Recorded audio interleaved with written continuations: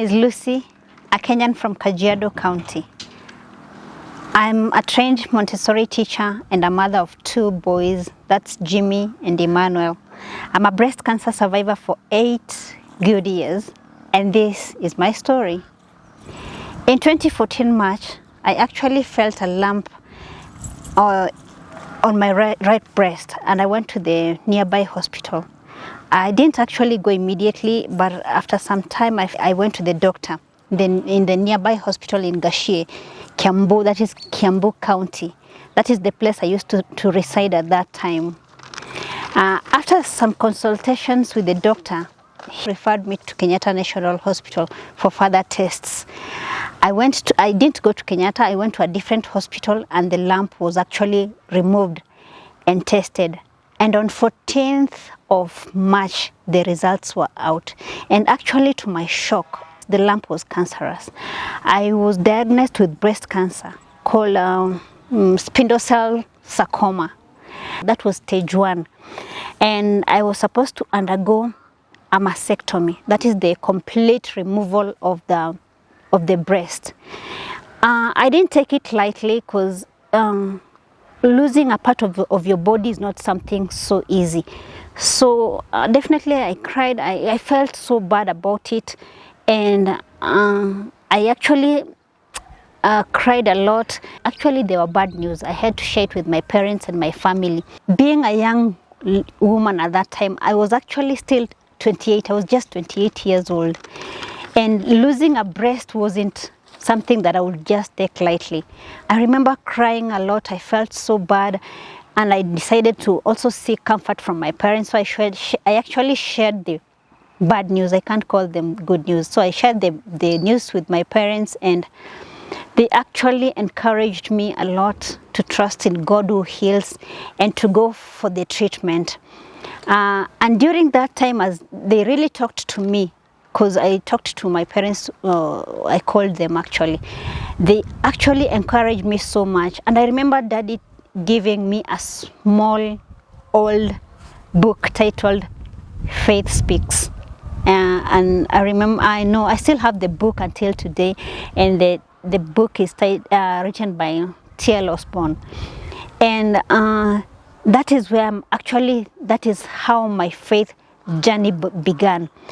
And the book that my dad gave to me is actually here with me because it was part of me. It actually became part of me because that is where my faith actually began. And here is the book. This is the book that Dad gave me. You can actually see it's an old book. He gave me the book immediately. This book actually has really helped me to really trust in God, have that faith in God. And after some time, maybe the next video, I'll be sharing about the content inside, because it has really helped me during this tough journey. Faith speaks, faith in God, confessing positive things, that even when I have cancer, God heals. I know I'm healed. So this book has really helped me. And with this book also, the Bible has been part of me, and prayers. So the word of God became part of me, and faith and praying every day, trusting in God for the healing. And these two actually plus prayers became my real weapon for fighting cancer. For me, I actually was not ready, and I even remember telling my parents that I was not ready to go for the surgery. Like hawakunilazimisha I go for the treatment, for the surgery. So I was completely not ready to go for the surgery. I mean, I went back to work. That time I was actually working as a teacher at Montessori Plus Center. That school is actually in Gigiri, just right behind Village Market. So I went back to work na nikaendelea na kazi vizuri, and I was very okay.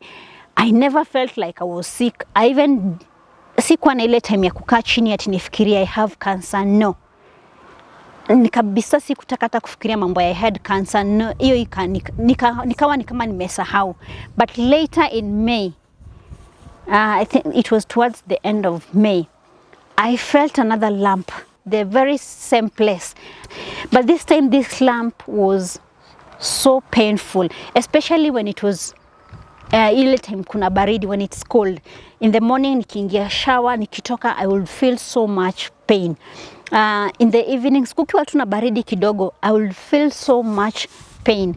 Ombarusa shule, I remember, na nikaenda Kenyatta National Hospital. Nikafanywa more tests, and then results were out, and I was told the same thing. I had to undergo a mastectomy, something that I really didn't want to hear about. I even thought maybe I could get a different type of treatment without getting rid of my breast. Okay, when I came back home, I shared with my parents again, wakaniambia go and get the treatment, but bado. I decided juu tulikuwa karibu kufunga shule for summer, we were just about to close for summer. I went back to work, tukafunga, we closed for summer actually, and I went, that is the time, early July, I decided to travel home, because I wanted actually, when I go home, I at least have that treatment where my parents are. So I remember traveling home early July. I traveled home early July. I went there, and still I didn't just go for the treatment immediately. I stayed like for 2 weeks, and when I felt like I was very ready, one morning I just woke up, I went for those tests, I booked the surgery, and that evening of 15th July, I'll never forget that day. That is the day that I actually went in for the surgery, and the mastectomy, the mastectomy was done. That morning when I woke up back to consciousness after the surgery, I didn't actually feel that much about losing the breast, because nilikuwa sasa nimeshaji accept na nimekubali, like I'm ready for this treatment. I was very ready for the treatment. I became a bit positive about it na kabisa. I remember nilikaa tu hospital for 1 week, and I was discharged. I went home, nikawa naenda hiyo dressing and hizo kawaida to the things that they are done after the surgery. And I really want to thank God so much, for He was there for me.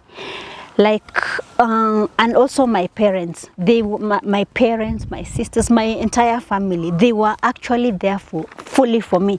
The love that I got from them was so, and it's something that I will forever be grateful for. And I really want to thank God so much for healing me, and I want to thank my mom and my dad, my sisters, and even my brothers, my entire family. They were there for me. They were actually fully there for me, and ikafanya hata nikapona haraka. By the way, even if you could come home, you could not tell that there is a sick girl there, that kuna mtu mgonjwa ati nyumbani. No. And I even remember at one time there's a relative who came to visit kuona mgonjwa. And actually, because I was that person that nilikubali, and I could not, nikakata mambo ya kuwa bedridden, like I'm very sick. So when one of my relative came, actually she wanted to see, amekuja kuona mgonjwa. And to her shock, I was there as I was serving her tea, akauliza like, na ule msichana mgonjwa yuko wapi? And my mom was seated there, akamwambia ndio huyu hapa. She was actually shocked, because when I accepted the treatment, I was very positive. Singeshinda nimelala, because I would, even mama akipika here, I would help her serve, like, and that love. Thank you so much, Daddy, for the beetroots. Every morning he will do beetroots fruits for me every morning. He would wake up so early. That is my dad. And I love you so much, Daddy. He will do that fruits every day for me, every day in the morning for me. Nikapona haraka, like me, my healing came so fast. Nilipona haraka sana because of that great love. Hiyo upendo mwingi na hiyo kuwa ready. So after a month later, I started my chemotherapy. That is at Moi Teaching and Referral Hospital in Eldoret. Nikaanza chemotherapy. Again, for chemotherapy, it's another one, because you have to be ready for it, because it comes you get some changes on your body, a lot happens. So I remember going for my first session, my second session, and when I was just about to go for my third chemo session, something else happened. I got another shock. And this one was a bit worse for me because I was not expecting that completely. I just found out that I was pregnant. And not just pregnant, but 5 months old pregnancy. So I was so shocked. The news came like a real shock to me. Si ni kitu ilinishtua kwa sana kwa sababu that meant that I started this treatment. I was already pregnant. Nilienda through the surgery for that long hours pregnant. Nimefanya hizo CT scan, the medicines that I was taking. Actually mpaka ile dawa nilikuwa nakunywa. I know kunajua mingi zinakuwa zimeandikwa hata not for pregnant women. And during this time treatment, I actually didn't get my periods. I didn't get like my periods. And then I remember the doctor telling me ni kawaida, maybe inaweza kuwa imeinterfere juu ya the medicines that I was taking and I got treatment. So me, I was just okay. I was like very, very okay. But vile niliambiwa nilikuja kujua I was pregnant for real. Ilinishtua and so here I am pregnant. And I'm supposed to continue with the treatment, and that is chemotherapy. And during this time, I realized that I was pregnant. I remember going to the oncologist. I talked to them, nikaongea na wao, nikawauliza what the way forward. Actually, they suggested to terminate the pregnancy niendelee na treatment because we are talking about cancer. And the way cancer spreads very fast. I was very ready to have the termination na niendelee na treatment.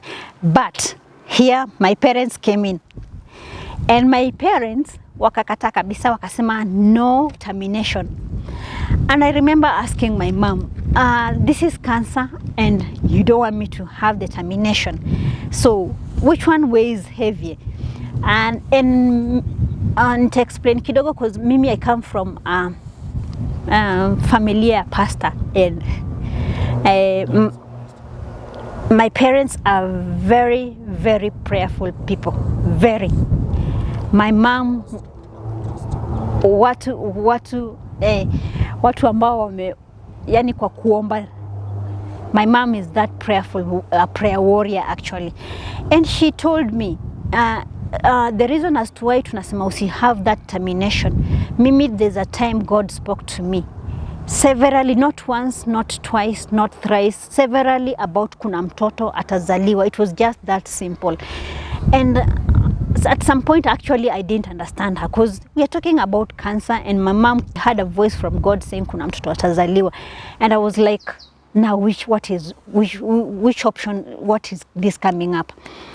They really insisted on that. And mom and dad and my entire family wakasupport that thing. But mimi bado I was like, no, you people, we're talking of cancer and you're talking about keeping the baby.